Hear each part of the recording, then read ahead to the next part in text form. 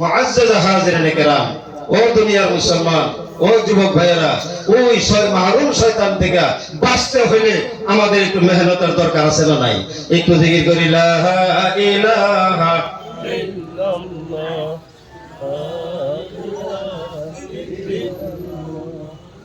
লা ইলাহা ইল্লাল্লাহ, লা ইলাহা লা ইলাহা ইল্লাল্লাহ মুহাম্মাদুর রাসূলুল্লাহ সাল্লাল্লাহু আলাইহি ওয়াসাল্লাম। আজকে সেই শয়তান আমাদের পিছনে পড়ে গেছে।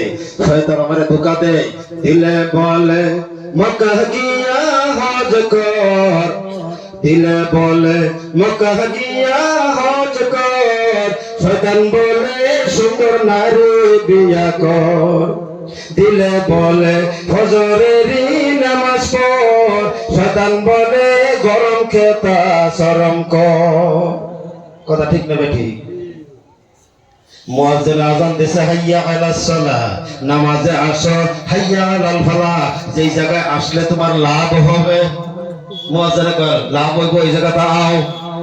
এইবার নিয়ে আপনার আমার যুবকরা আরামের বিছনায় শুয়া কম্বল গায়ে দিয়া শুয়া কয় ভালো আছে আমার ভাই, পুরানো ভাই, মহব্বতের ভাই, আল্লাহ হায়াত দারাজ।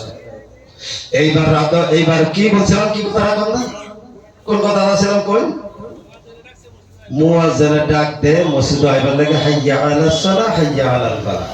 আমরা গেদারা, গেদা মানে যুবক, আমরা গেদারা ঘরের কাছে হইতে থেকে, মসজিদের কাছে হইতে থেকে কয় মুরব্বী গতার কাম নাই, ঘরের দ্বারা মসজিদের দৌড়াইছে আর জলা ঘুমাইতামও পারি না। আমরা একটা 2 নম্বর চিত্তরঞ্জন, কথা হাসা না মিশা, আমরা একটা 2 নম্বর চিত্তরঞ্জন, হাজারে লেগে ঘুমাইতারি না। এমন ডাক সময় ডাক দিয়ে কয় ও মুয়াজ্জিন রে, ইমাম আর তুই মুয়াজ্জিন, তোরাই দুইজনেই সালা, তোরা দুইজনেই সালা।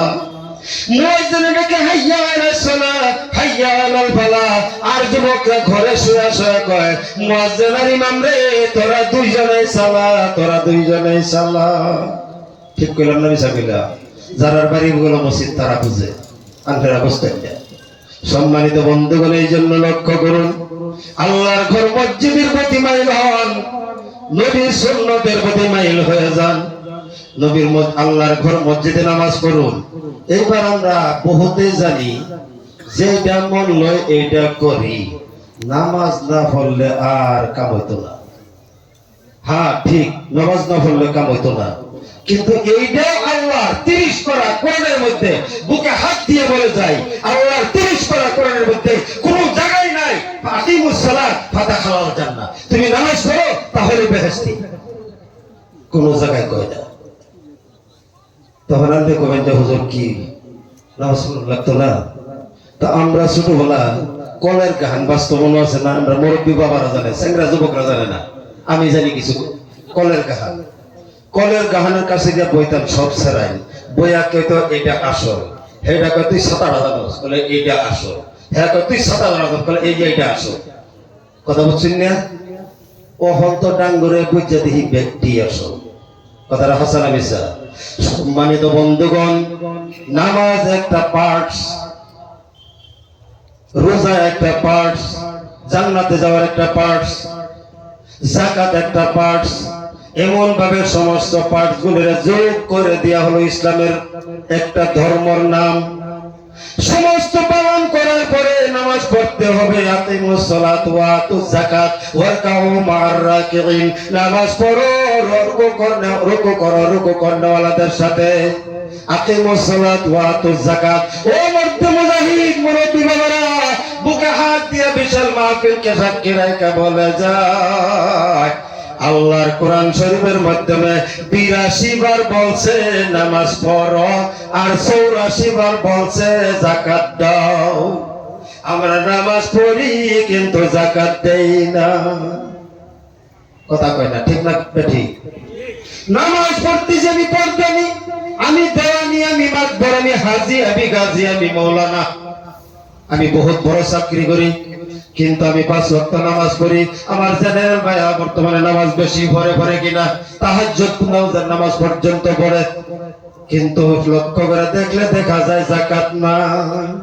ওই যাকাতের মাল আমি ভক্ষণ